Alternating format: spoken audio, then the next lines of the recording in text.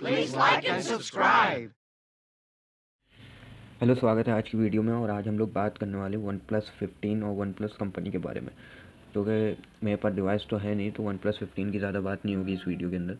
अगर आपको लगता है आपको उस मोबाइल के बारे में जानना है, तो आप किसी भी इंडियन या फॉरेन यूट्यूबर की वीडियो देख सकते हैं जो आपको अच्छा लगता हो और आपको लगता हो कि अच्छे तरीके से वो उसके अंदर एक्सप्लेन कर सकता है उस डिवाइस को। चलिए आज की वीडियो को शुरू करते हैं। Let's get started. तो वन प्लस 15 की पहले बात कर लेते हैं। वन प्लस 15 बहुत अच्छा डिवाइस लॉन्च किया गया है वन प्लस की तरफ से, मगर वो उस तरीके का डिवाइस नहीं है जिस तरीके की कंपनी अप्रोच करती थी वन प्लस हुआ करती रहती थी। मगर इसके अंदर आपको बैक के अंदर देखने को मिलता है ग्लास, मगर जिसके ऊपर स्क्रैचेस नहीं पड़ते हैं, कहीं से भी वो डैमेज नहीं होता है, मगर वो उल्टा स्क्रीन के ऊपर जल्दी डैमेज पड़ते हैं पिछली बार के फ़ोन के मुकाबले। और ये जो टेक्नोलॉजी है बैक पे स्क्रैचेस ना आना, ये एलजी कंपनी बहुत पहले ही अपने डिवाइस के अंदर दिखा चुकी है। ये डिवाइस तो मुझे याद नहीं है, मगर ये वो दिखा चुके हैं जिसके अंदर उनकी डिस्प्ले की सेल्फ हीलिंग कर सकती थी अपने आप को, और बैक पे भी कोई स्क्रैचेस नहीं आते थे, वो भी अपने आप को सेल्फ हील कर सकता था। जो कि उस पर भी ग्लास लगा हुआ था, वही सेम ग्लास था जो अपने को स्क्रैच प्रूफ सेल्फ हील कर सकता था। और आपको बाकी सारी लेटेस्ट टेक्नोलॉजीज़ देखने को मिल सकती हैं इस फ़ोन के अंदर। लेटेस्ट प्रोसेसर देखने को मिलता है और लेटेस्ट एंटीनास भी देखने को मिलते हैं। बाकी आपको काफ़ी इम्प्रूव पावर वायरलेस चार्जिंग देखने को मिलती है इस फ़ोन के अंदर। इंक्रीज़ बैटरी देखने को मिलती है। और आपको इस फ़ोन के अंदर जो कुछ मिलना चाहिए एज अ फ्लैगशिप वो मिलता है, ना कि नथिंग कंपनी की तरीके जैसे आपको नथिंग फ़ोन 3 देखने को मिला था। उसके अंदर हर चीज़ जो है एक डाउनग्रेड थी, मगर वो लोग उसको कहते फ्लैगशिप। वैसा नहीं है, इस फ़ोन के अंदर आपको सेम स्पेसिफिकेशन देखने को मिलेंगे और इसके अंदर आपको सारी लेटेस्ट टेक्नोलॉजी देखने को मिलेंगी। जैसे आपको हर सैमसंग के फ्लैगशिप के अंदर टेक्नोलॉजी देखने को मिलती है, वैसे ही आपको इसके अंदर सारी लेटेस्ट टेक्नोलॉजीज़ देखने को मिलेंगी जो एक फ्लैगशिप के अंदर होती हैं। मगर फिर भी ये एक फ़ोन डाउनग्रेड ही है वन प्लस की तरफ से, क्योंकि वन प्लस जो कंपनी हुआ करती रहती थी वैसा ये फ़ोन नहीं है। इसके अंदर जो कैमरे के सेंसर मिले हैं आपको, वो डाउनग्रेड है पिछली बार से वन प्लस 13 के मुकाबले। और वन प्लस के आपके इस फ़ोन के अंदर बाकी भी चीज़ें आपको डाउनग्रेड देखने को मिलती हैं, जैसे स्क्रीन पे स्क्रैचेस जल्दी आ सकते हैं इस वाली डिस्प्ले पे जो इस वन प्लस 15 में वन प्लस ने दी है। और वन प्लस ने हैज़रब्लैड की जो ब्रांडिंग थी अपने कैमरे के वाइज़र पे देते थे वो भी हटा दी है। बाकी हार्डवेयर वाइज तो बिल्ड वाइज तो ये फ़ोन अच्छा है, मगर इन्हीं ने काफ़ी चीज़ें डाउनग्रेड करी हैं। जैसे कैमरे में डाउनग्रेड है, सॉफ्टवेयर भी इनका थोड़ा अनइम्प्रूव लग रहा है। और उसी के साथ वन प्लस वाली वो वन प्लस नहीं है जो कभी फ्लैगशिप अप्रोच रखती थी और जो है फ्लैगशिप फ़ोनों से टक्कर लेना चाहती थी। अब ये वो कंपनी नहीं है। अब ये आपको ये वहीं पे सेटल हो चुकी है जहाँ पे ये अब 50 और 60 के आसपास ही ये रहेंगे। और इनका मेन कंपटीशन आईक्यू से रहेगा और पावर हंग्री जो ये मोस्टली 50 60 70 के आसपास रहेंगे अभी, चूँकि आईक्यू कंपनी से इनको कंपटीशन लेना है। और आईक्यू कंपनी जो है पावर हंग्री यूज़र्स के लिए फ़ोन बनाती है, तो ये भी अभी उन्हीं लोगों के लिए फ़ोन बनाएंगे। जैसे वन प्लस पहले स्टार्ट हुई थी, पावर हंग्री लोगों के लिए फ़ोन बनाया करती रहती थी और गुड परफॉर्मेंस फ्लैगशिप फ़ोन दिया करती रहती थी कम बजट के अंदर।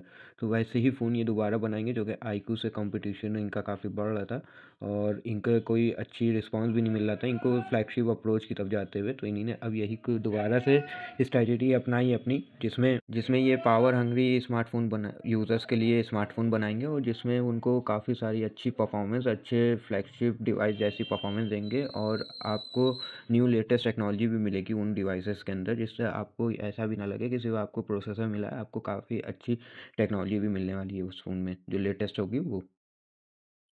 और अब बात करें ऐसा क्यों हुआ है कि वन प्लस ऐसी अप्रोच दोबारा से ले रही है, सिर्फ आईक्यू की वजह से है क्या कोई और भी वजह है? ये वजह है कि क्योंकि ओप्पो नहीं चाहता है कि वन प्लस कभी आगे बढ़े, क्योंकि उनके पास खुद के भी फ्लैगशिप डिवाइस हैं जिनको वो ज़्यादा मार्केटिंग करते हैं, ज़्यादा अप्रोच करते हैं। और वन प्लस एक टाइम पे इंटरनेशनल कंपनी बनने वाली थी और उस समय एकदम ही ऐसा हुआ कि वन प्लस बिल्कुल ही डाउनग्रेड हो गई थी नेक्स्ट ईयर से। ऐसा कैसे हुआ था? इसी वजह से, जो कि जो उनके बीबीके हैं जिसमें ओप्पो आती है, ओप्पो नहीं चाहती थी कि वन प्लस उनसे ऊपर बढ़े और ज़्यादा अप्रोच पकड़े मार्केट के अंदर। और ओप्पो ने धीरे धीरे वन प्लस को डाउनग्रेड करता गया और अपने फ़ोनों को जो है ज़्यादा इंक्रीज़ करता गया और ज़्यादा मतलब कि कैमरे के ऊपर ज़्यादा उन्हीं ने फोकस किया अपने फ़ोनों के अंदर। और वन प्लस को जो है एक पावर हंग्री मतलब कि जो फ़ोन होते हैं, मतलब पावर परफॉर्मेंस फ़ोन होते हैं, उसके अंदर कैटेगरी के अंदर सिर्फ वो कर दिया, कैटेगराइज कर दिया। और वन प्लस के ऑक्सीजन ओएस और वन प्लस के ऑक्सीजन ओएस भी इसी वजह से गायब हो गया उनके फ़ोनों के अंदर से, और कलर ओएस का वर्जन देखने को मिला वन प्लस के डिवाइसों के अंदर। और जो कि ओप्पो चाहता था कि जो है जो इंटरनेशनल वन प्लस के डिवाइस लोगों ने बाय किए हैं, क्या एक्सपीरियंस कर रहे हैं, उनको कलर ओएस की आदत पड़ जाए, और कलर ओएस जब उनको आदी हो जाएंगे तो जब उनको ओप्पो के डिवाइस देखने को मिलेंगे इंटरनेशनली तो उनको इतनी दिक्कत नहीं आएगी स्विचिंग करने में स्मार्टफोनों को, क्योंकि जब वो एक्सपीरियंस कर लेते हैं किसी ओएस को तो उसके बाद उनको ऐसा नहीं लगता है कि वो डिफरेंट ओएस यूज़ कर रहे हैं, तो आदमी क्विकली डिसीजन लेता है और पुरानी ही कंपनी के ऊपर ज़्यादा प्रेफर करता है जाने को। इसी वजह से हम लोगों को जो है क्लीन ऑक्सीजन ओएस जो था अच्छा एक्सपीरियंस प्रोवाइड करता था वो एंड होते हुए दिख गया वन प्लस के डिवाइसों से, और कलर ओएस उनके डिवाइसों में देखने को मिलने लगा।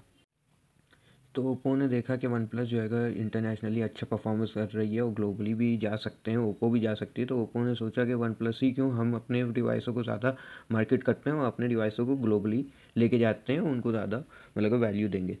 अब उन्हीं ने धीरे धीरे वन प्लस के जो है जितनी भी मार्केटिंग और कैंपेन थी उनको कम कर दिया और अपने डिवाइस लॉन्च किए फाइंड एक्स करके, और उसकी मार्केटिंग कैंपेन ज़्यादा बढ़ा दी ग्लोबल मार्केट के अंदर इंटरनेशनली करके।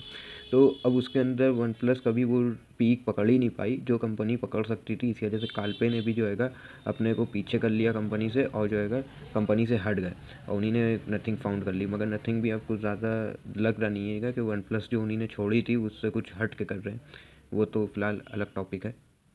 तो ओप्पो, तो यही वजह थी ओप्पो के वजह से जो है वन प्लस कभी भी अपनी पीक नहीं पकड़ पाई, और वन प्लस लाइटर वर्जन बन के रह गई ओप्पो की एक तरीके से, जिसको आप कह सकते हैं one plus 2.0 light version. Please like and subscribe.